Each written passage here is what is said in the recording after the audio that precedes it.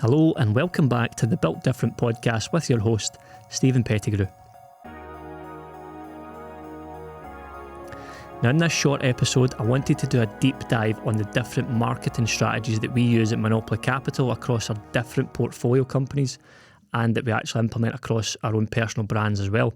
And I think it's important because we get asked this question quite a lot. How do you generate leads? How do you find opportunities? And today I'll give you an overview of how we go about doing that. Firstly, let me explain why it's important to build your personal brand through my own experiences and experiences of others. And why is it important? Well, let me start with a quote, first of all, from my business mentor and good friend, Billy Farrell. And he says, "If no one knows you, they can't do business with you." And that's so true, because when I look back over the last couple of years, I've started to build my personal brand intentionally, and that started to bring a lot more opportunities my way and consequently the way of Monopoly Capital. Prior to that, I was probably doing myself a disservice by not putting myself out there, doing podcasts like this to bring the right type of clients and business partners in my direction. So it's really, really important to have the mindset of consistency when it comes to lead generation and putting yourself out there. The other person who I've took great inspiration from over the years is a guy called Daniel Priestley, who wrote the book Key Person of Influence. And that's something that we teach our portfolio companies and the owners and also put into action ourselves. It's so important to make yourself the industry expert by learning your trade, first of all, and then putting yourself out there. And building a personal brand and all the different products around that really helps to drive that forward. Now, how do you generate leads currently? I'm going to guess most people listening to this or watching this will say word of mouth. That's the typical answer that most people give when we ask that question. If we're speaking to a new potential business partner and they don't have a marketing strategy, the first thing they'll say is word of mouth. Now, when we look at businesses as investors, because we have 15 businesses in the group and multiple other acquisitions we've done over the years, we look at it obviously through a buyer's lens. So when you are trying to build your business to sell, it's so important to understand that when a buyer's looking at it, at your business, they want to see predictability and certainty from your marketing strategies. If your only marketing strategy is through word of mouth, then that is not a reliable source of leads or income. If you were to leave that business and exit that business, that source of leads could very well disappear. So it's important to build a machine that has leads coming from all different places.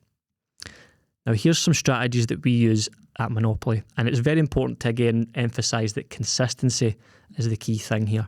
If you're doing something consistently, the results of that will bear fruit over time. Some of the strategies we use across our portfolio of companies include stuff like social content. So when we say social content, myself and my business partner Jamie post on LinkedIn at least once per day, not 5 days a week, 7 days per week.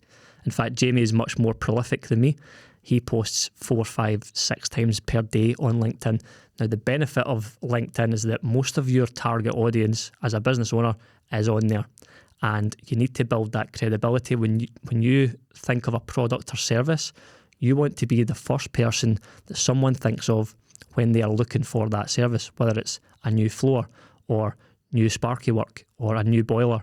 Whatever the product or service is, you want to be the first person that someone thinks of. And that goes back to the Key Person of Influence book by Daniel Priestley. You can have email sequences to potential clients. Now, that's a cold approach, but it does work if you have the right messaging. That generates a lot of leads for us. We get a lot of inbound inquiries from LinkedIn and social content, but doing an email strategy where you contact people directly is also a very powerful way of generating leads. And you don't have to have all of these strategies I'm going to go through. You can have a selection that works for your business and your industry. You can have scorecards and webinars. I've got a scorecard and a webinar on my LinkedIn profile, which again generates loads of inquiries for us. It builds trust and authority in the space and really helps to build that credibility you're looking to build, particularly as a key person of influence.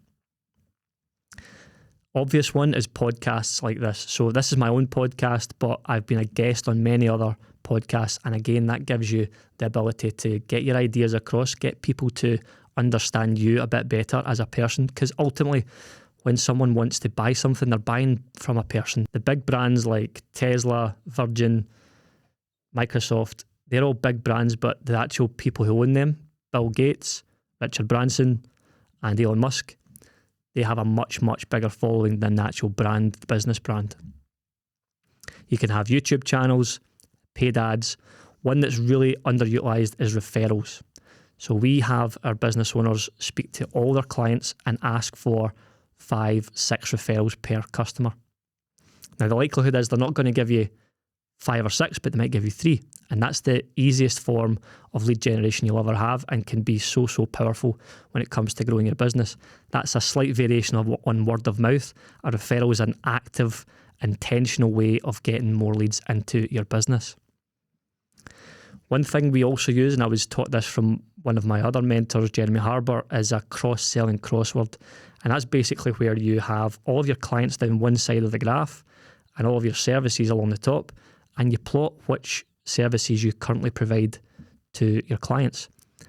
And the other services that you offer that you're not offering to those clients, you'll leave blank on your crossword, and that's what you can upsell to your existing clients.